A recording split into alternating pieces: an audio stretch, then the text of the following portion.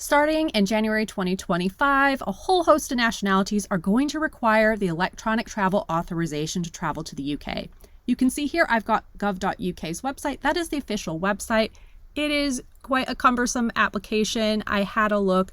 This website hasn't been updated to reflect all the nationalities who need one, but starting in January, many nationalities will need their ETA. That includes US, Canada, Australia, EU, with the exception of Ireland, and so many more countries. They're saying here the fastest way is to apply with the app, either on the App Store or Google Play. If you're not tech savvy, that's a nightmare. And so I have a guide here, and it looks like a technophobe's worst nightmare. And I think a lot of people who maybe aren't so tech savvy, or maybe they don't have a smartphone, or families who are applying for themselves and all of their children, it's a nightmare. This is just a sample of the guide. They're telling you how to do it on your phone, what operating system you have. If you're applying for somebody else, how to take a photo. If you scroll down through it, like they're showing you how exactly you have to do this.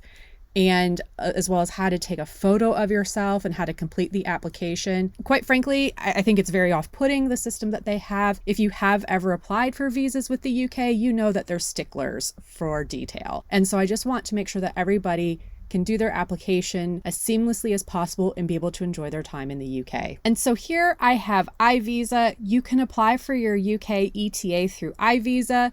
And you can also pay in your preferred currency. If you do choose to go direct, you have to pay in pounds, whereas with iVisa, you can pay in US dollars, Canadian dollars, Australian, and a few other currencies. So I've got the link to this in the description below, and I'll have it pop up in the upper right-hand corner. So to get started, I'm going to go ahead and click on Apply Now. So I'm going to go ahead and click Apply Now. You can see here it's asking for your nationality. In this demonstration, I'm going to use a US passport, and I'm applying for the UK ETA. It is a 2-year authorization and it's multiple entry. So to get started, I'm going to click on Start Your Application. And now it's going to ask for my trip details.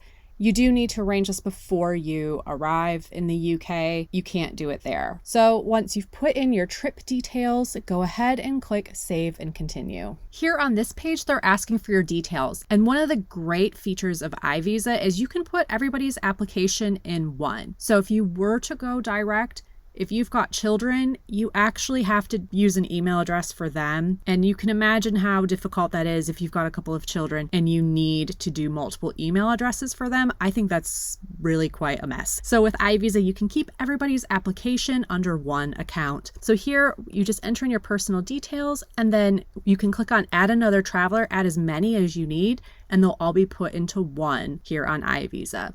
And so once you're ready, go ahead and click Save and Continue. Here on this page, you just need to enter in your passport information. If you are applying for multiple people as part of this application, you'll enter in their passport information here as well. And if, say, you're at work and you don't have your passport right now, you can click Skip and you can come back to your application and add it at a later time. So once you're ready, go ahead and click Save and Continue. And here you can see the different processing times and fees associated with this. They are expensive. This is a very time-consuming application if you do it on your own. So when iVisa are processing this, it is going to take them some time because they have to go into the system and they're basically doing everything for you so that you don't have to. You're paying for that service. And so once you're ready to go ahead and select the service that you need, go ahead and click Save and Continue. Here on this page, you're just going to review your order. Make sure you are applying for the UK ETA. You're not applying for a Kenya ETA, for example. If you do need one, I have a video on how to apply for that. And so as a reminder, this is a very time-consuming application. If you do it on your own, it does require an app, or you have to do it on your desktop. If you're applying for people who don't have a smartphone, you do have to upload a lot of documents. If you go direct, iVisa will simplify it for you so that you don't have to deal with that. And so once you're ready, go ahead and click on Continue to Payment.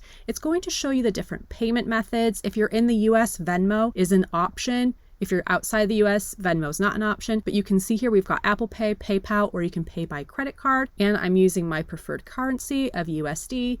You can pay with another currency such as Canadian, Australian, Euros, whatever. And so once you pay, you're then going to get an email from iVisa to confirm they've received your order. And from there, they will then ask you for any required documents, like your passport or a selfie. They'll help you with that. And that's it. You'll receive further information on what to do when you get to the UK. If you are using the ETA, chances are you can use those electronic gates at the UK airports by scanning your passport. They will know that if you've got the ETA or not. It's done electronically, and that's it. It's that easy.